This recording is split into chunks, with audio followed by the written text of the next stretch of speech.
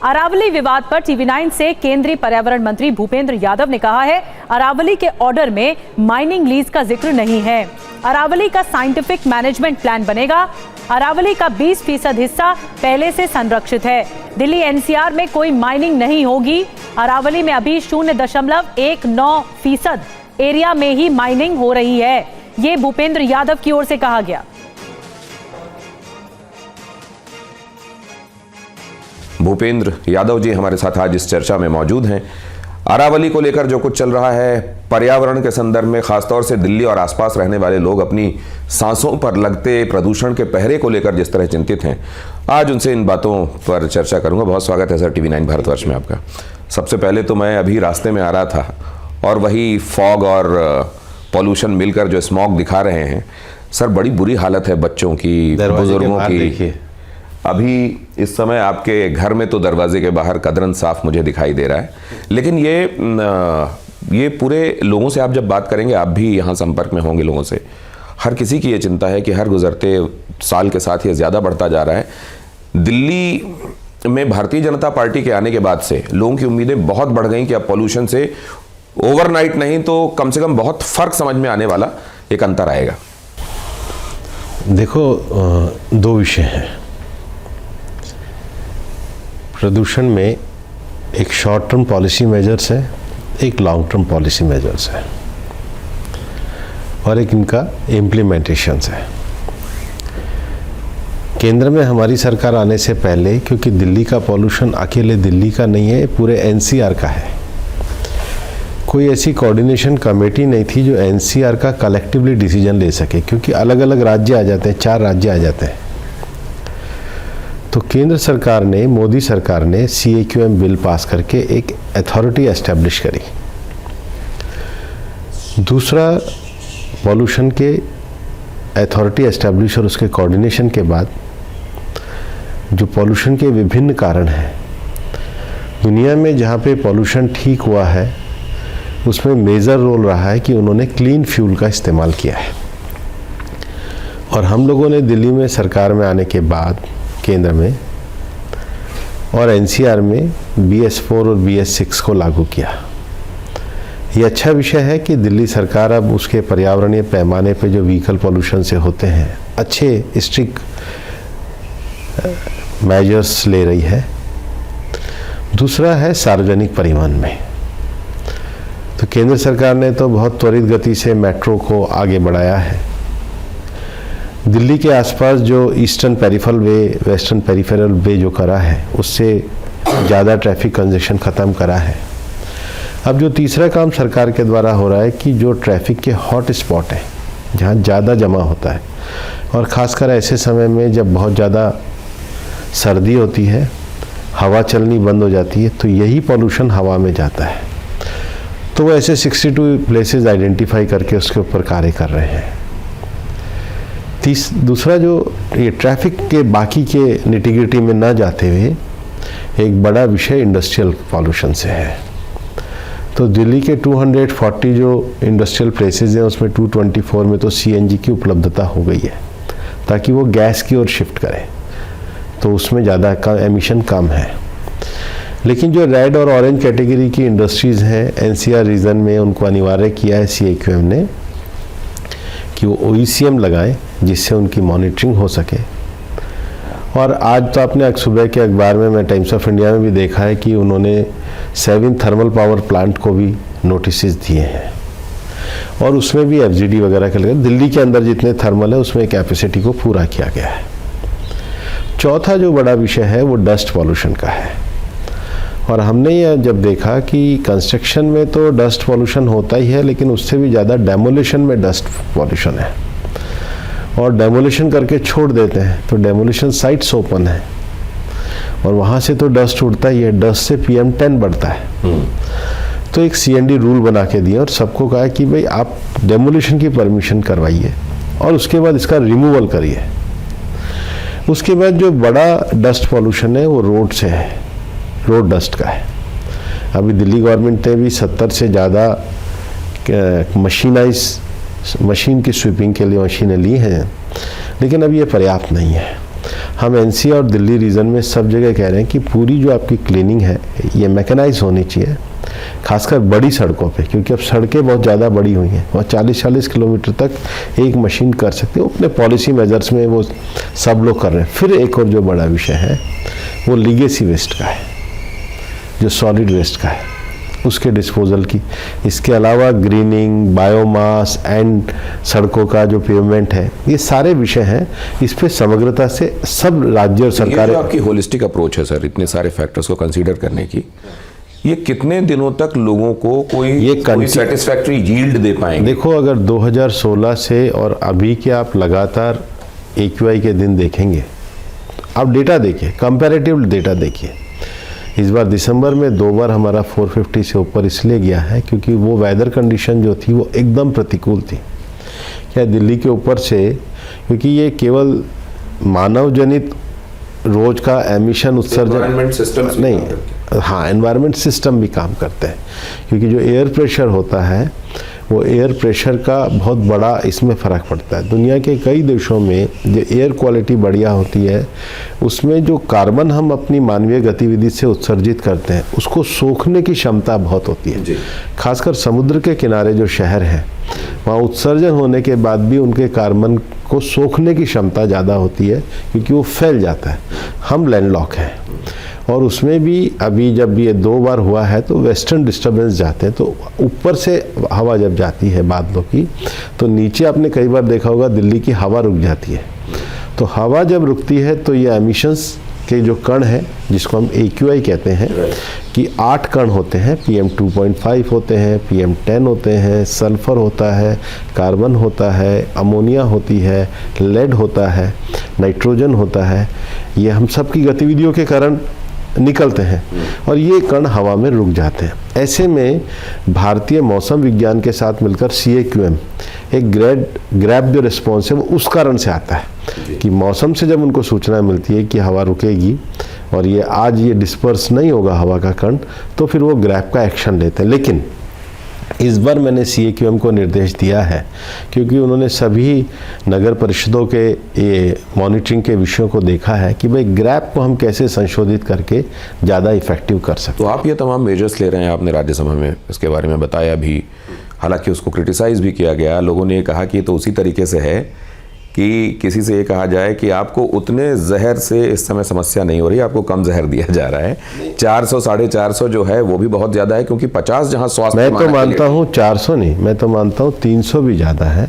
हम तो 300 से भी नीचे करने के उसमें है। मानवीय स्वास्थ्य के लिए तो सर 50 और 100 तक कहा जाता है कि 100 से हानिकारक प्रभाव शुरू हो जाते हैं। ऐसा होता है कि ये मैं इसको इनकार नहीं कर रहा हूँ, लेकिन इसको कम करने के लिए आखिर जब जो वहाँ 6 करोड़ लोग योगदान देंगे तो उनसे भी तो अपेक्षा होगी।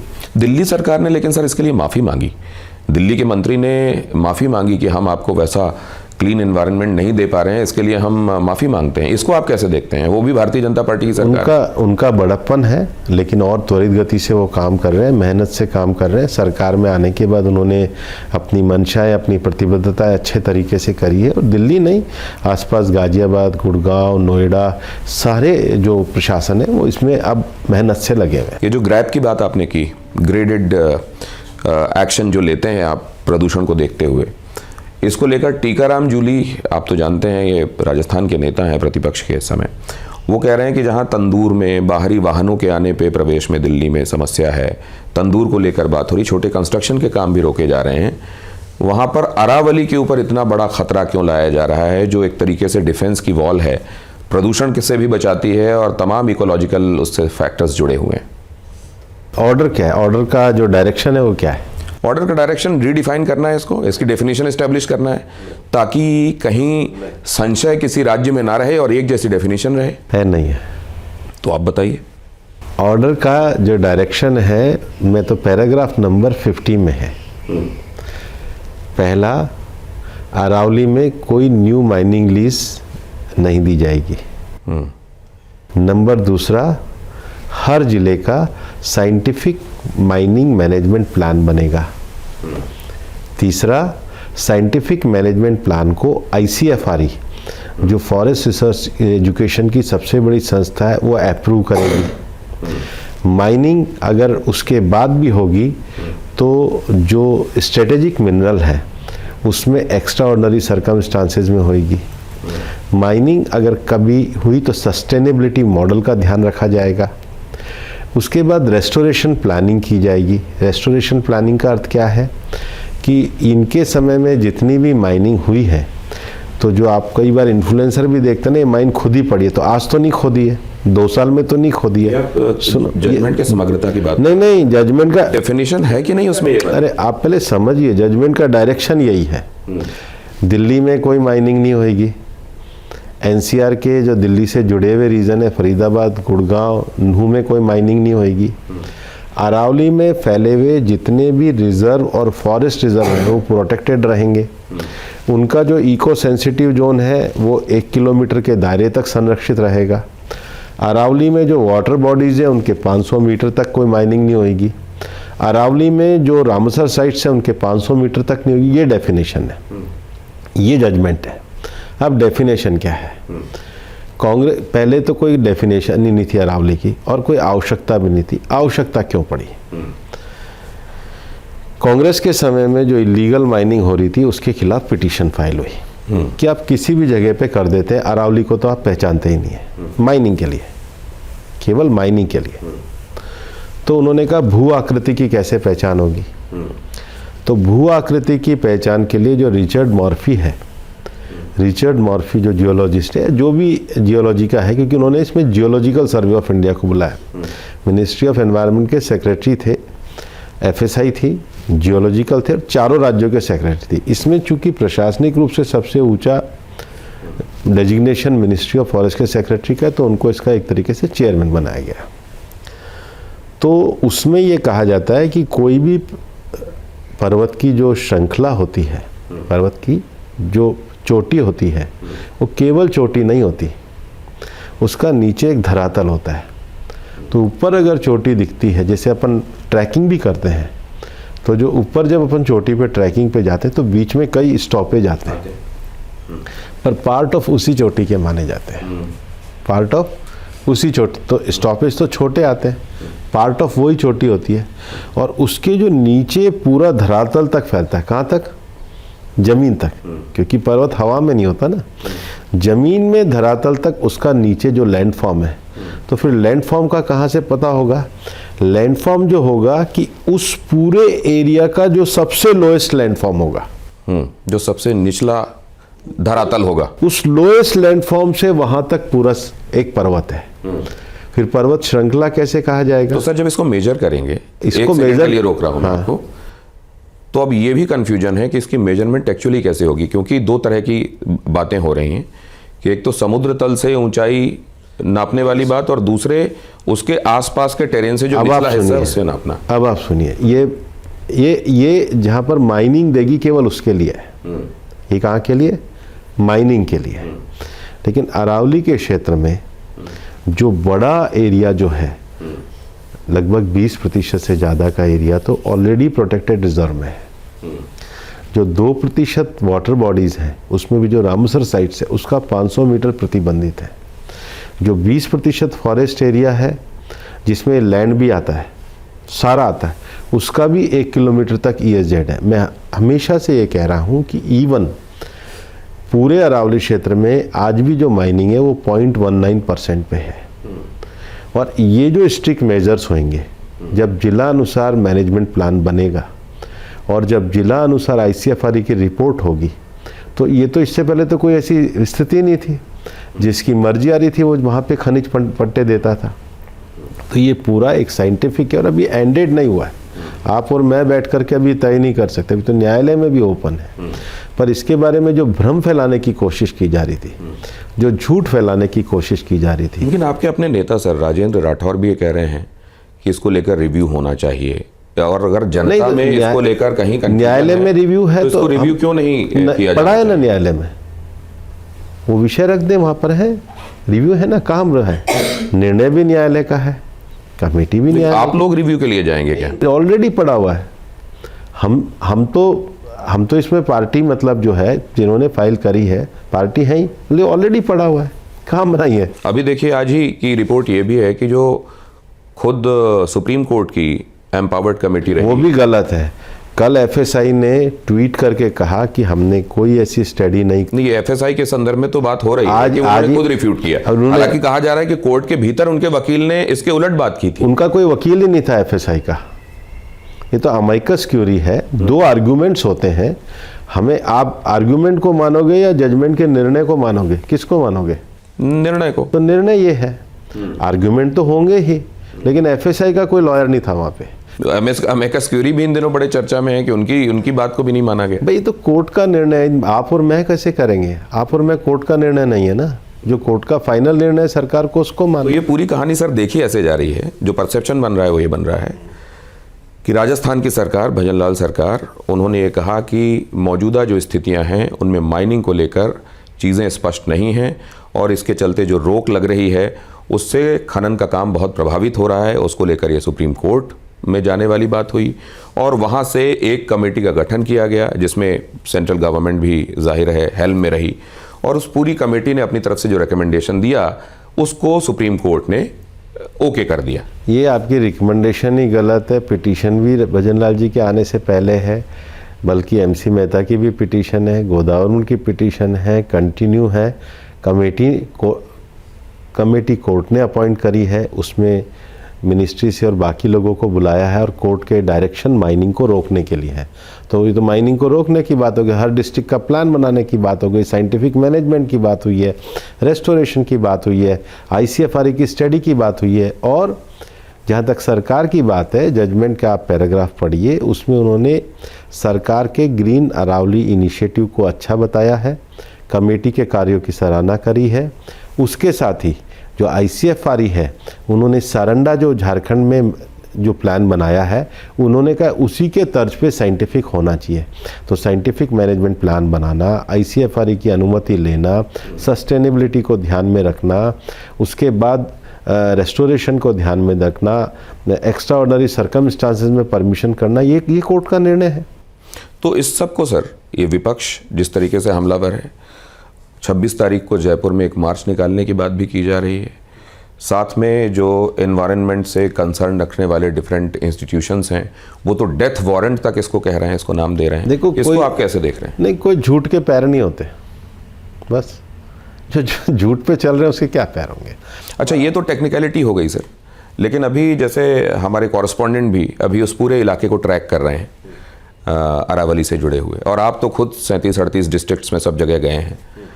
आपने क्या देखा सर? क्योंकि हमारे कॉरेस्पॉन्डेंट को ये दिखाई दे रहा है कि कई जगहों पर इलीगल माइनिंग हो रही है। उसी को तो रोकने के लिए आया है, उसी को तो अब वो स्थिति बदल जाएगी आपको ऐसा लग रहा है? 100% बदल। या ये नियामक रेगुलेटरी प्रॉब्लम्स हैं, इनको राज्य सरकारों को ठीक करना पड़ेगा? नहीं, राज्य सरकारें तो फॉरेस्ट की मालिक होती है, पर जब आपने पूरा एक मैनेजमेंट प्लान बना दिया डिस्ट्रिक्ट्स का, मैनेजमेंट प्लान में आपने रेस्ट्रिक्शन कर दिया, तो एनफोर्समेंट एजेंसी के लिए तो फायदा होगा ही कि मैनेजमेंट प्लान्स के बाहर है या अंदर है। इससे पहले तो कोई था ही नहीं, यही कोर्ट का डायरेक्शन है। अभी मैं ये भी देख रहा था सर कि ये सिर्फ यहाँ की प्रॉब्लम नहीं, अरावली तो है ही जिसको लेकर बातें हो रही हैं, पश्चिमी घाट हों, वो उड़ीसा के पास की पहाड़ियाँ हों, ये सारी की सारी। अच्छा, उसमें ये भी कि कितने मामले इस तरह के सामने आए, कितनों में FIR हुई, कितने वाहन जब्त किए गए, इसका पूरा जो टेबुलेशन है जो संसद में पेश किया गया था, उसमें भी अगर देखा जाए तो तेलंगाना सबसे ज़्यादा प्रभावित है, सबसे कम गोवा है, और उसमें कन्विक्शन वाले जो कॉलम है उसमें मैं देख रहा था FIR वाला, उसमें बहुत कम संख्या दिखाई दे रही है। मैं मानता हूं जो राज्य सरकार, क्योंकि फॉरेस्ट की ऑनरशिप राज्य सरकार के पास होती है, उनको स्ट्रिक्ट इस पे एक्शन लेने चाहिए, जो कि नहीं हो रहा है सर अभी। राज्यों में करने चाहिए, मेरा तो ये मानना है। हम एडवाइजरी बॉडी के रूप में भी देते हैं और हम समय समय पे एडवाइस भी देते हैं। तो आप कह रहे हैं कि लीगल माइनिंग को लेकर कम से कम इस फैसले के बाद चीजें, मेरा मानना है इलीगल एनवायरनमेंट को बचाने के लिहाज से ज्यादा बेहतर होगा। 100% इलीगल माइनिंग पे पूरी सख्ती रखनी चाहिए, और हर राज्य सरकार को रखनी चाहिए, एनफोर्समेंट एजेंसी को रखनी चाहिए। नहीं तो इससे कोई बदलाव, ये जो अब फैसला है, इससे कोई गुणात्मक बदलाव दिखाई देगा? अगर जैसे सारंडा वगैरह में जो एक जिसको साइंटिफिक मैनेजमेंट प्लान अगर बनता है और डिस्ट्रिक्ट वाइज वो अगर वो ओपन होता है, तो ज़्यादा अच्छी तरीके से हम अपने एरियाज़ को प्रोटेक्ट कर पाएंगे। आपने एक और बात कही सर, टेक्निकल बात है, वो चलते चलते आपसे और जानना चाहता हूँ। आपने उसकी नपाई को लेकर बात कही कि कैसे होगा, वो जमीन के नीचे से होगी नपाई, थोड़ा समझाएंगे हमारे दर्शकों? नहीं, ये पूरा लैंडफॉर्म, हाँ, जो धरातल का जो लैंडफॉर्म, पहाड़ी का जो सबसे लोएस्ट लैंडफॉर्म होता है, ये इन्होंने इसमें कहा है। ऐसा कहीं और परिभाषा में नहीं है। पर ये जो एक मिथ है कि केवल ऊपर का है और केवल पहाड़ियाँ छोड़ दी जाएंगी, ऐसा नहीं है। एज ए कंप्लीट अरावली की इकोलॉजी का, और हम अरावली के जो ग्रीन अरावली का कार्यक्रम करते हैं वो कंप्लीट अरावली का करते हैं। हमारे लिए कोई छोटा मोटा जगह नहीं है, क्योंकि पूरा एक लैंडफॉर्म की रचना है। लैंडफॉर्म में एक पर्टिकुलर आकृति के लिए सुप्रीम कोर्ट ने अपने निर्णय की समीक्षा के लिए किया है। हमारे लिए पूरा अरावली एक अपने आप में रेस्टोरेशन का विषय है, और हमारा जो ग्रीन अरावली प्रोजेक्ट है उसमें लैंड से लेके पहाड़ियाँ तक सबके रेस्टोरेशन के लिए हम लोग काम करते हैं। क्या दर्शकों को अश्योर करेंगे, क्या आप उनको ये बताएंगे कि? मेरा बहुत स्पष्ट कहना है, अरावली के प्रोटेक्शन के पूरे नियमों का पालन किया जाएगा। हम ग्रीन अरावली के लिए, प्रोजेक्ट के लिए पूरी तरीके से प्रतिबद्ध हैं। किसी भी एनवायरनमेंट क्लियरेंस में किसी भी कहते हैं ना, कोई कहता है रियल एस्टेट को, कोई कहता है इसको, किसी का कोई इसमें किसी प्रकार का कोई हस्तक्षेप नहीं है। ये पूरी के तरीके से अरावली के संरक्षण के लिए है। जो एनवायरनमेंट क्लियरेंस रूल्स हैं, जो फॉरेस्ट क्लियरेंस रूल्स हैं, जो वाइल्ड लाइफ के रूल्स हैं, वो सब स्ट्रिक्टली हम लोग पूरी तरीके से मॉनिटर कर रहे हैं। और मैं सबसे आह्वान करता हूँ कि ग्रीन अरावली मूवमेंट में सब लोग साथ जुड़े, और अरावली का जो रेस्टोरेशन का काम है उसमें भी सब लोग जुड़े। जो मिथ फैलाया जा रहा है, झूठ फैलाया जा रहा है, उसको सब लोग पहचानें।